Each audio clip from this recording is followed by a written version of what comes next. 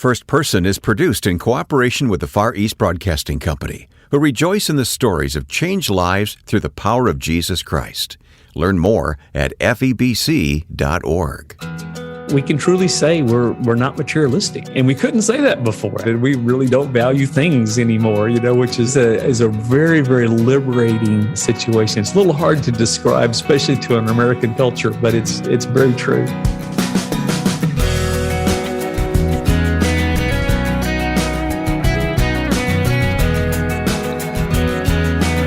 God called him to give up a successful medical practice and the good life his family had known to start a medical and humanitarian effort in one of the poorest nations of the world.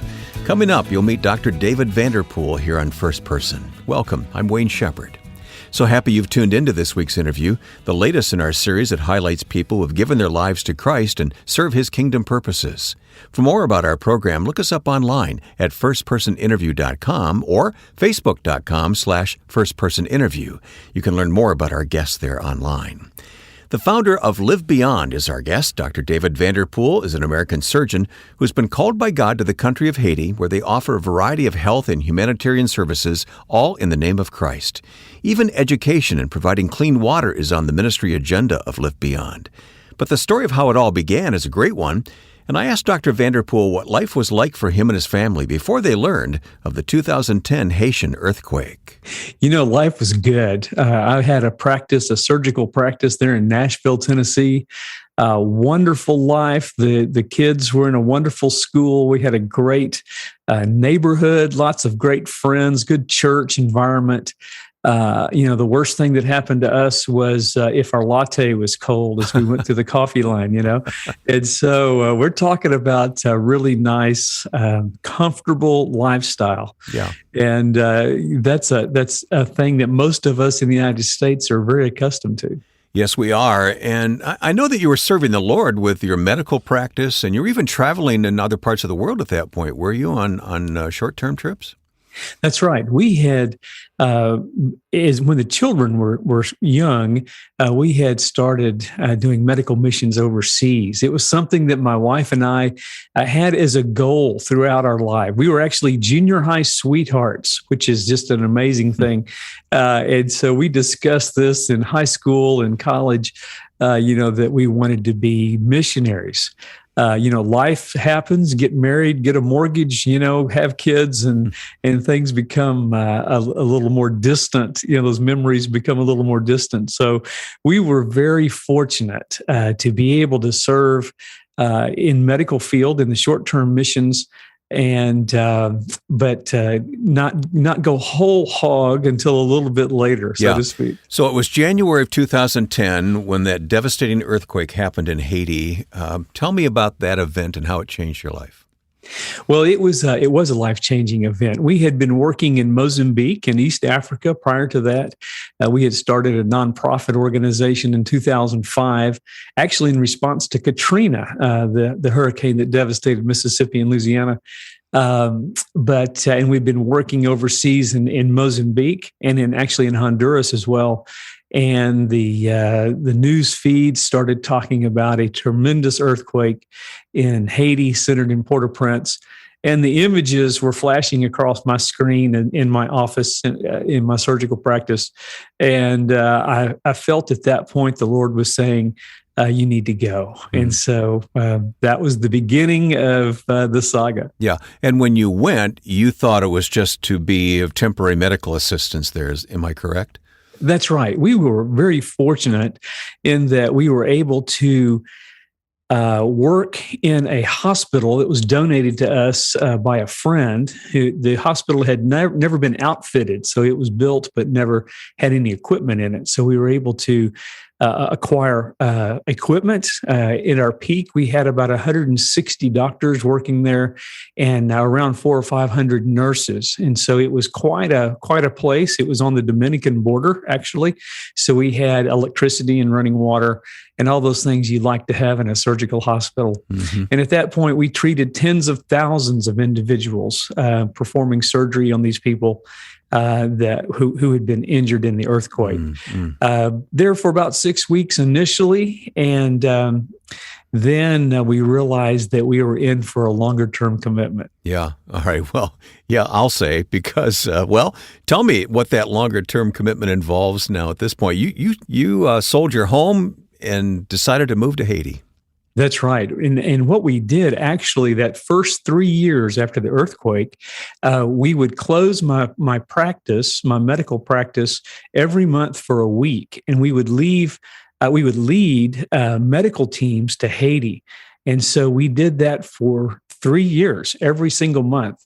And then at the end of that period, we felt like the Lord was calling us to then sell everything, house, furniture, everything that we had that didn't really fit in our backpack. We sort of tongue in cheek say, and we moved to Haiti. And it was an absolutely polar opposite experience than our previous life living in Brentwood, Tennessee. Yeah, I bet. Well, you founded a ministry called Live Beyond, and I love the title, and I love the way that it just intersects with everything that is you and everything the Lord is doing through you today. So talk to me about Live Beyond. What is it? Well, Live Beyond, it's a great title. Actually, my wife came up with that, and it shows the difference between us as a couple. The official name of the company is Mobile Medical Disaster Relief, and I came up with that name. She said, that wouldn't inspire anybody. I said, right, but everybody knows exactly what you do. We would do Mobile Medical Disaster Relief. Mm-hmm. But of course, we then added on as a DBA, Live Beyond in 2012. And of course, that is an aspirational title. And the background to it is that if we as Americans, as Westerners, can live beyond ourselves, then others may be able to live. And so that's sort of the foundation. We have so much excess in the West. It's just unbelievable, the excess that we have, especially in contrast to the absolute abject poverty that is in places like Haiti. We have no poverty that even compares to Haiti. In fact, the poorest people here in the United States would be just admirably rich in Haiti. And so people don't really understand the difference. But if we can share what we have, which is a great biblical principle, that people can actually live. Right. Yeah, I've been privileged to minister in a number of countries around the world from time to time, but my wife and I visited Haiti in 2014, and it was an experience unlike any other. When I came home from Haiti after being exposed to that poverty you speak of, I was numb. I really was numb. I was just shocked by what I saw there. How do you live in those circumstances day after day? Well, it's very difficult. And so in Haiti, really, there's no electrical grid to speak of. There is a little bit of electricity, but it's on and off. There's really no clean water distribution in Haiti, and no real sewage control in the country. And so our particular area is an extremely impoverished area, even in Haiti. And so we not only went to Haiti, but we went to one of the poorest areas in Haiti, and they have none of this. And so most of the population live in a mud hut, perhaps a tin hut. And these people live like people did thousands of years ago. It's just amazing how this close to our border they live like this. And so we bought 63 acres there. And we went in and built a guest house, a hospital, a school, and a program for the disabled. And when we did this, we realized that we were going to have more horsepower behind the base than Haiti offered. So we built an electrical grid that's based off of solar power. So we're completely solar powered. We have clean water running through faucets, just like we do here in the States, almost just like that, not quite. And then we treat our own sewage. And so we have quite a few, people would say comforts, but this is what makes it really work and work at a level that really blesses people. So we're able to run the hospital 24/7. The school, we actually have internet. And so the children are able to learn via video conferencing from the States. Our doctors and nurses actually get continuing medical education via video conferencing from the United States. And so we operate at a much higher level than we could without those basic necessities. And all of this, it almost goes without saying, because I know you from reading your book, but all of this is done in the name of Christ. That's what motivates you. Absolutely. You know, our picture of Jesus is that he was wealthy, that he had all of the cattle on 1,000 hills, that he had the riches of heaven, that it was innumerable. Absolutely. You know, we can't even imagine the wealth that he had the ultimate security, that no one could bother him in heaven, that he was completely protected. And yet he left that and he lived here on earth as a poor man. Mm-hmm. He was very poor. He didn't even have a place to lay his head. He didn't even have a home.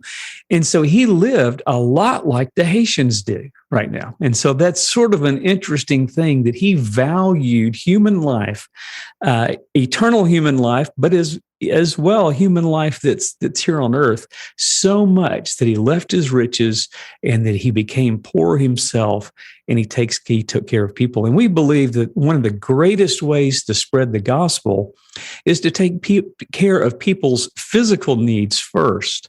When those physical needs are met, they are very curious about why you're there and what your motivations are. And we have people come to the Lord in droves. It's just amazing the number of people who have proclaimed faith in Jesus as their Lord and Savior just in the 8 years that we've been there. We'll continue to get to know this medical doctor whom God has called to the country of Haiti, coming up on First Person. Stay with us.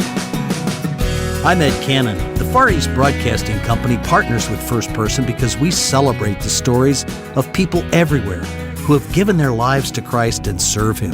Our broadcasters in 50 countries of the world hear stories every day of people whose lives are transformed by the gospel and who have faithfully been taught God's Word. In addition to First Person, I'm pleased that Wayne and I host a podcast, and we invite you to join us. Listen to Until All Have Heard at FEBC.org. That's FEBC.org. My guest is Dr. David Vanderpool. His book is Live Beyond, A Radical Call to Surrender and Serve. We're talking about this ministry in the country of Haiti. It is a dangerous place, and I do want to acknowledge that at the time of this conversation, there are still missionaries being held captive by a terrorist group there in Haiti. Some have been released as of this recording, some have not, and certainly we pray for their safe return, but it just points out that you're serving in a difficult environment there. It really is dangerous. And people, I think short-term missionaries who come down to Haiti, frequently high school students, it's truly amazing the danger that they expose themselves to without really even knowing it. We hear people all the time say, well, I've been to Haiti a dozen times and nothing ever happened. And I usually will say something like, well, you're going to die. And that hasn't happened to you yet either. And so it's not very good logic. Yeah. But it is an extremely dangerous place. And it's gotten much more so recently. The president was assassinated in July. The Supreme Court Chief Justice died about 2 weeks before he did. Parliament had been disbanded in January of 2020. And so all three branches of government are completely dysfunctional at this point. And unfortunately, that void has been filled by gangs, and they presently control an estimated 60% of the country.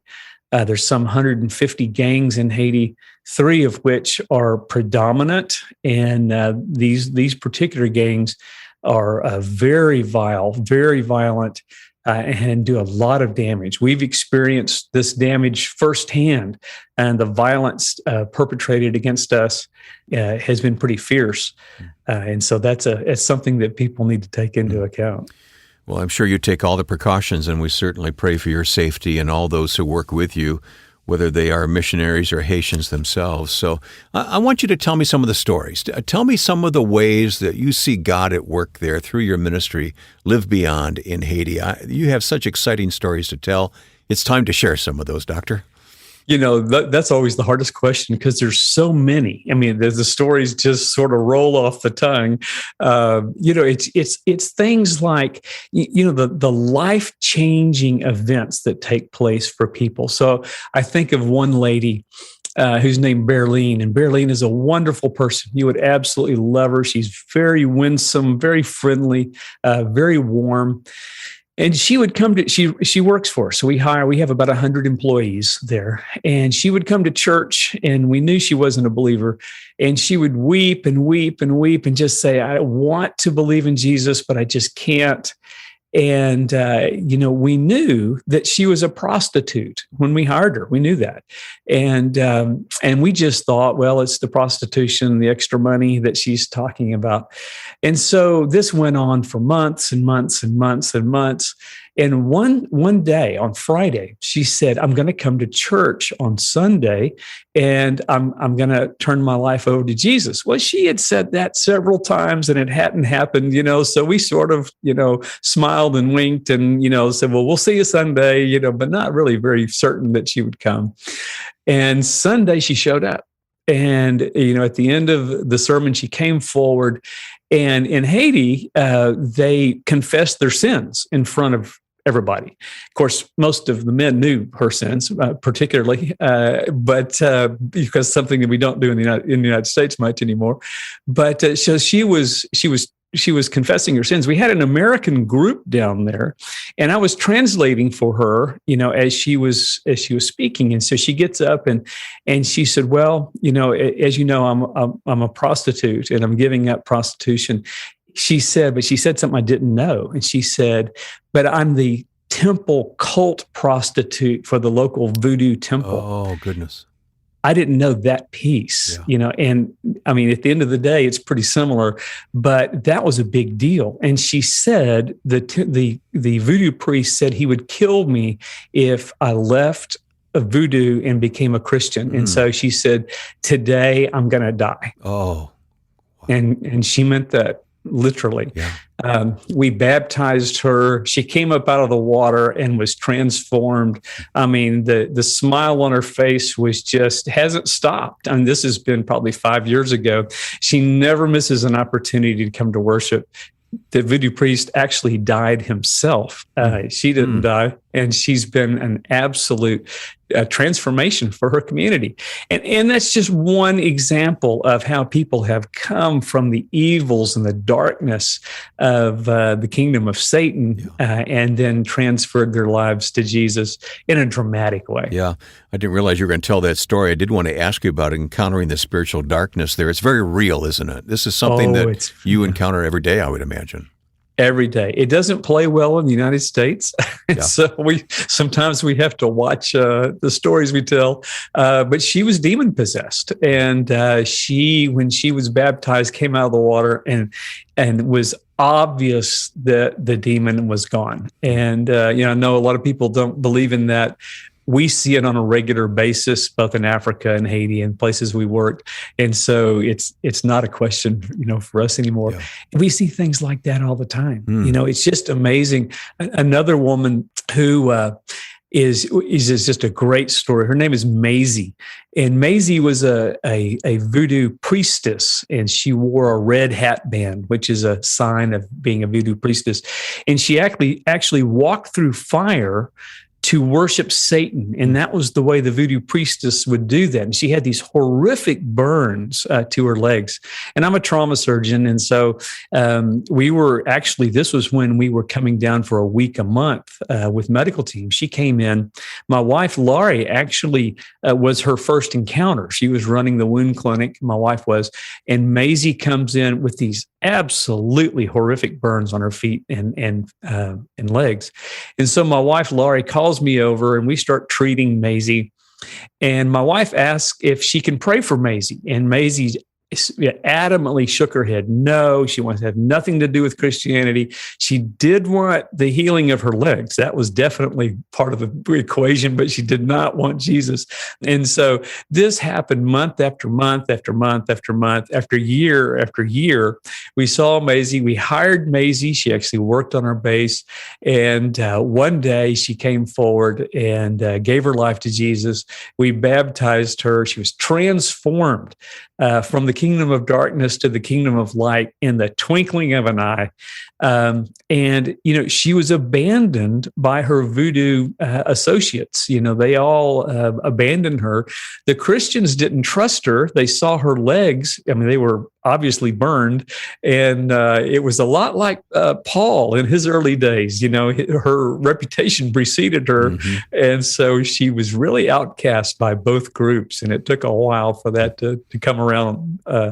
But Maisie was transformed. She actually had a little boy named little boy David, in fact, and a little girl named after my daughter, Jacqueline. Oh. And those two children were her first children that were born into Christianity. And so these two children, had that wonderful legacy of having their mother as a believer. Born into a Christian home.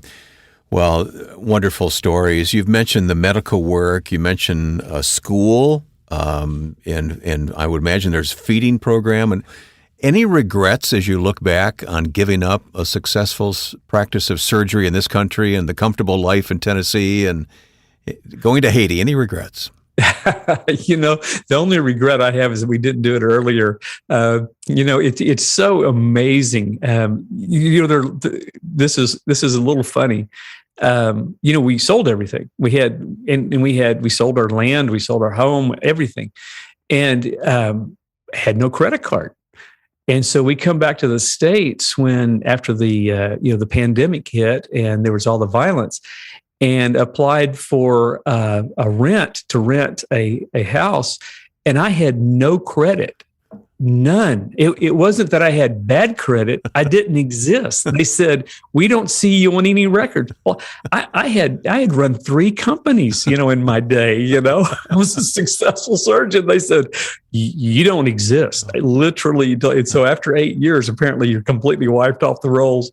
And so there is a downside sort of to that. But, it's the liberation of not having material things is just almost more than I can emphasize.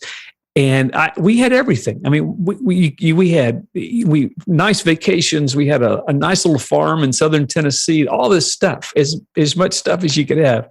We don't miss any of that. It's not that it's not easy, but the being liberated from all those the finances, and the material nature of things.